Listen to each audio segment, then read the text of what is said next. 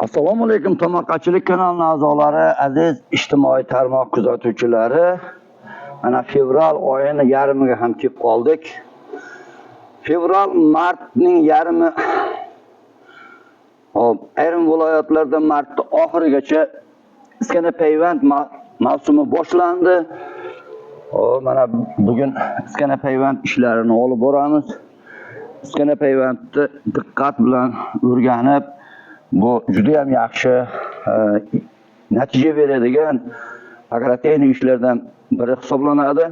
Shuning uchun videolarimizni doimiy kuzatib boringlar, bizni qo'llab-quvvatlanglar, like bosinglar, o'rganinglar va do'stlarga payvandga qiziqadigan payvand qiluvchi do'stlarga jo'natib qo'yasizlar degan umiddaman. Asosan avvalo men payvandlardan oldin, payvand qilishdan oldin bunga kerakli bo'lgan jihozlar bilan tanishtirib o'taman. Birinchi maxsus qaychi, katta yirik qaychi bizga xalaqit beradigan yoki bo'lmasa o'sha bizga yoqmaydigan, rentabeli past bo'lgan o'sha 2 yillik, 3 yillik, 4 yillik ko'chatlarni, daraxtlarni kesib olib tashlash, shoxlarini, nokerak shoxlarni kesib olib tashlash maqsadida ishlatiladi. Bu ham xuddi shunaqa vazifa bajaradi. Mana maxsus bog' eralari, undan tashqari hamdek daskarlar kesadigan asboblar, albatta shoxlarni kesib, tozalab payvand qilishga tayyorlanish uchun kerak bo'ladigan narsalar. Endi payvand qilishda kerak bo'ladigan asboblardan mana bu toqqaychi. Toqqaychining turli xillari bor. Har qanday toqqaychidan foydalanish mumkin. O'tkir bo'lsa bo'ldi. Bundan tashqari mana bunday iskana ochadigan, kesadigan, novdalarni kesadigan mana shunday maxsus pichoqlar. Pichoqlarni o'tkir holatda ko'zdan kechirish kerak va o'tkir holatda ishlatishga tavsiya beraman. Undan tashqari shu pichoqlarda, shu jihozlarda o'tkirlaydigan qum qayroqlar, qayroq toshlar va o'tkirlagichlardan mana shunday foydalanish mumkin. Endi payvand qilinganda albatta biz maxsus bunday oddiy plyonkalardan foydalansak bo'ladi mana. Plyonkalardan foydalanib bir nechta bo'laklarga bo'lsak mana bunday holatga keladi. Demak, iskana payvandlarda kerak bo'ladigan jihozlar haqida to'liq gapirib o'tdim. Bundan tashqari yana iskana ochadigan maxsus yog'och ustalarda ishlatiladigan iskanalar, uyg'ochlar, shunga o'xshagan anjomlar ham kerak bo'lishi mumkin. Bularni ham o'zlaring bilan ishlatsalaring maqsadga muvofiq bo'ladi. Biz iskana payvandlarda demak mavsumini boshladik. Iskana payvand nima uchun o'sha erta bahor qilinadi? Erta bahor o'sha qishdan chiqqandan keyingi yog'ochlik va po'stloq qismini tez o'sishidan foydalanamiz. Daraxtlarda o'sha yog'ochlik qismi va po'stloq qismi, ya'ni fleymasi, yog'ochlik qismi kislema deyilsa, demak kislema va fleymani tezlik bilan bo'linib ko'payishi natijasida ikkita begona, bir-biriga begona bo'lgan navlar bir-biri bilan birikadi va birikishi natijasida bizga kerakli bo'lgan o'sha navni yarata olamiz. Bu albatta vegetativ ko'paytirishga kiradi, generativ ko'paytirish emas.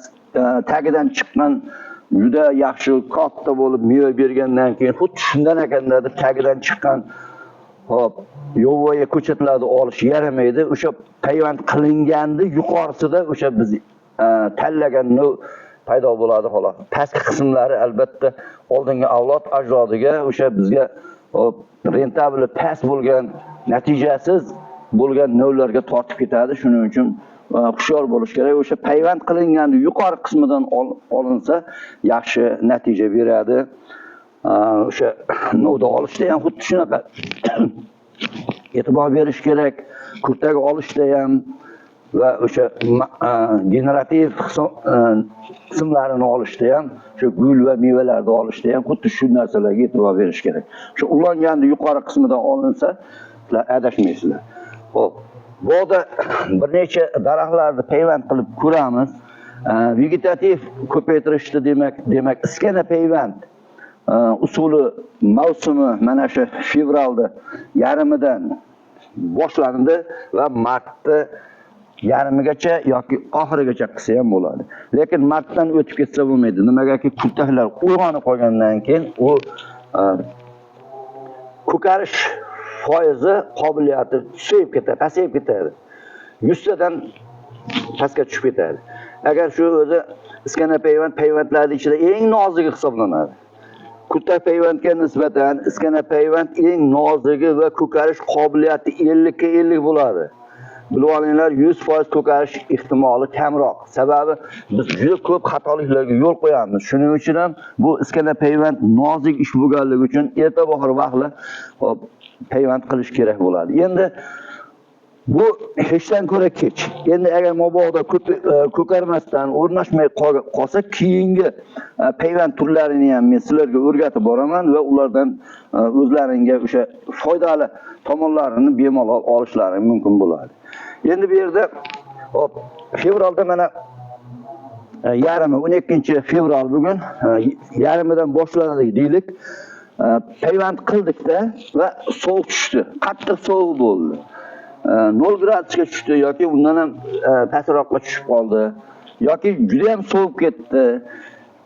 Hujayralarning bo'linib ko'payishi to'xtaydi, ma'lum miqdor tinim davrida to'xtab turadi va u keyinchalik havo isib ketgandan keyin bo'linib ko'payib hujayralar birikib ketadi. Sovuqdan hech qanday qo'rqmaslik kerak. Bu qishki yanvargi sovuqlar endi xavfli bo'ladi. Men sizlarga qishki payvandlar haqida ham video qilmoqchi bo'lgan edim, lekin bu yil sizlarga bu videolarni ko'rsata olmadim. Ayrim sabablarga ko'ra men ko'chatlarni oldin olib qo'yish kerak edi. Kuz paytida men ko'chirib kuzda olmadim. Shu maqsadida demak sizlarga men qishki payvandlar, qishki payvand ham o'sha iskana payvand bo'ladi. Qishki payvandlar mavzusida videolarni sizlarga ko'rsata olmadim. Shuning uchun ham mana shunday ishlarni o'z vaqtida qilib borish kerak. Agar payvand ko'karmasdan ulanmay qolsa, hech qanday tushkunlikka tushib yoki bo'lmasligi kerak. Keyingi holatda payvand ishlarini davomiy ravishda ketma-ketlik bilan ko'knodadan keyin dastlabki kurtaklardan keyin pishgan kurtaklardan avgust oylarida va kuzgacha bo'lgan barcha payvand ishlarini sizlar bilan ko'rib boramiz, ko'rsatamiz, o'rgatamiz va mana shunday agrotexnik ishlarni sizlar bilan qilib boramiz. Bizni kuzatishda davom etinglar. Videolarimizni yoqqan bo'lsa videolarimiz albatta do'stlarga jo'natib qo'yasizlar. Hop, videolardan sizlar qandaydir bir hech bo'lmaganda o'zlaringga kerakli bo'lgan bir qismini o'rganib qolsalaringiz biz xursand bo'lamiz.